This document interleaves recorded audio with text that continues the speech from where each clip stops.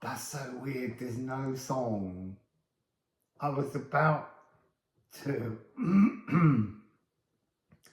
to wassail in. So look, this door, there's something really from nowhere about this door. There's something very floral, scented. There's something very playful behind this door. Let's just dive in and let's just see what's behind that door to explore.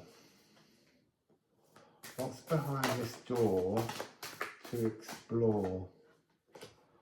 You see, what I want to say is not what you expect, because there is a real energy of understanding that we expect we expect too much was what was wanting to come out, but that's not the case of it.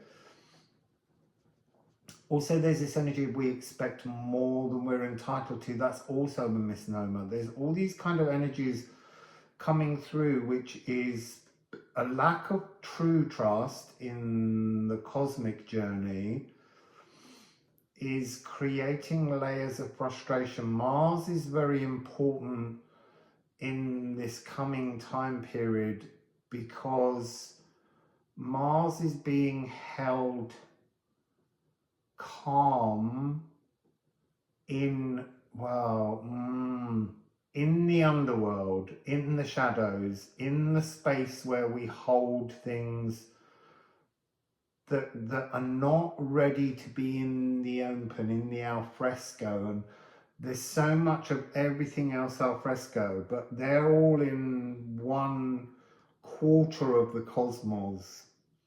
Pluto's alone in 1/4, and then we've got Mars and Jupiter deep beneath, working on cleansing frustrations, cleansing irritations. So here we've got Os, which is the point, the estuary, the point at which I want to say here our galactic subconscious, unconscious truth of our esoteric origins is in perfect balance with the threshold point of where we reside in the physical world that we see around us, in the cells that resonate. And it's a very sacred, held, comfortable. It's not like it's easy to separate from these two. It's a fixed point in lore, L-O-R-E, that holds you between this space, and how much the speed at which you move is determined by the weight which you apply to only your past. Okay, so this is going to bug you. This is how we are all married to a collective, a oneness, because we are all one. We are all part of the cosmic murmuration. We are all a starling. We are all a sun inside that. And so as we look at the world around us, there are many stars and suns, things so distant we can't even see them. And they're all part of the energy of living consciousness, the fractured living consciousness. And the consciousness, the tribalism, the desire to reach out and reassemble is the natural frequency that we all experience as pieces of a jigsaw puzzle.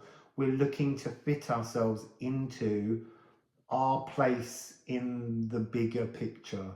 And we're all a fragment, and some fragments might just be blue, some fragments might be green, some might have window frames or doorways or flowers, multi-colours. There's all different kinds of pieces, and we're trying to fit this jigsaw together, and yet we're not really meant to be doing that. That was part of it's part of an energy where we have to accept oneness. We have to accept the energy and understand that we are aligned to everything through our aspect of source shining through our soul. And yet we're needing at the moment to find our individual starling in the cosmic murmuration of energies. So we're seeking to establish our divinity. It's a really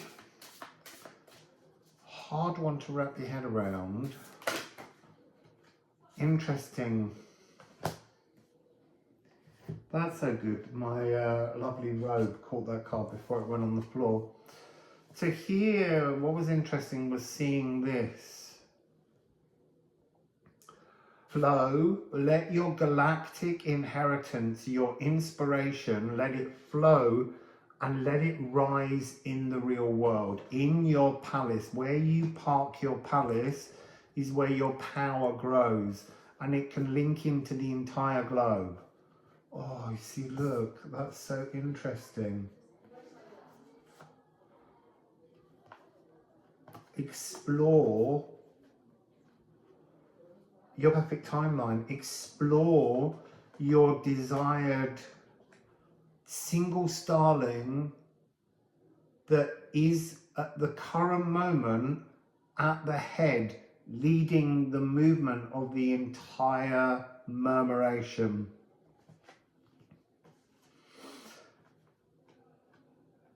That's so interesting. These two just came out as ceramic runes, and now they've come out as the cards. But here, this way up, stop testing yourself. Stop questioning yourself.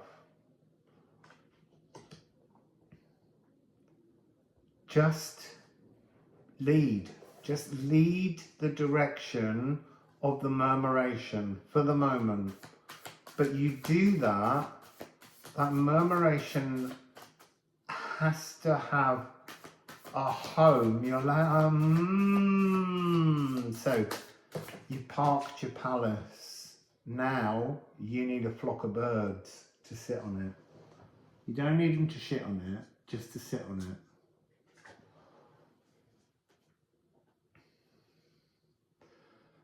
A divine spark. Look, it may be anything. What you need is you need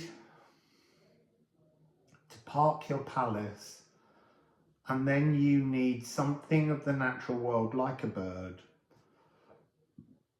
Some kind of natural world thing. It could be plants, it could be that you're in a desert, that you land it and immediately an oasis springs up around it. The very nature of this being, your divinity, is a magnet to life. And so life will reveal itself all around you.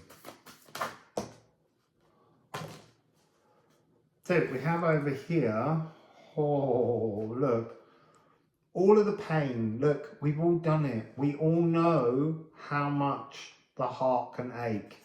But the point of learning to understand and process an aching heart is to make space so that you strip everything down. Again, this 11 frequency, this opportunity to bring your divine self and your divine physical self, your divine esoteric, your divine physical, to bring them together in that frequency, in that high level frequency.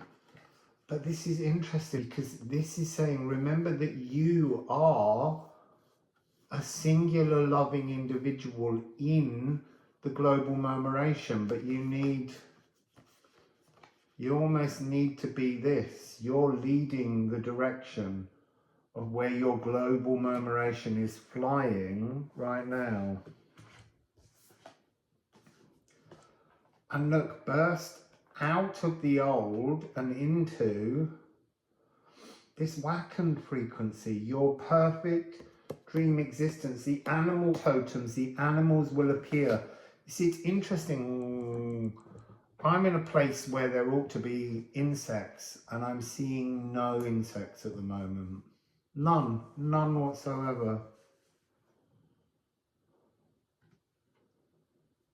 That's really weird. Cards moving and shifting. The jigsaw is changing. We've been building the jigsaw the wrong way.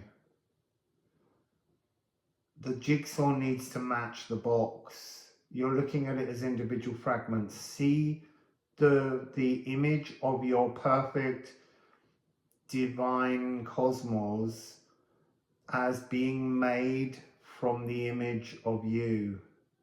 And as you perfect you, you perfect everything.